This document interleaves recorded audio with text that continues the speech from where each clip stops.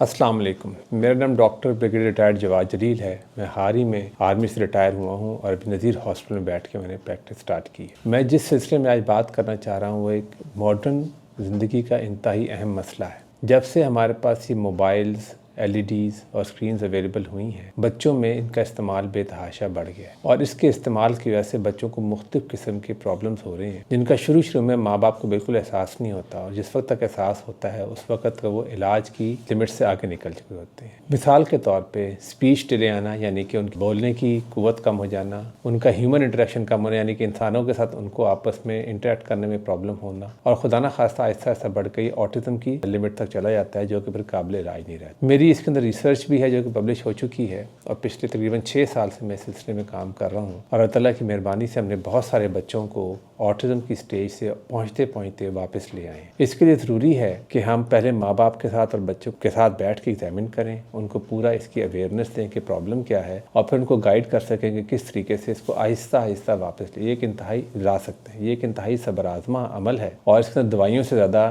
Doctor اور patients کا آپس میں انٹریکشن، ایک دوسرے کی بات سمجھنا اور جو ہدایات دی جائیں اس پہ عمل کرنا بہت ضروری ہے۔ شکریہ۔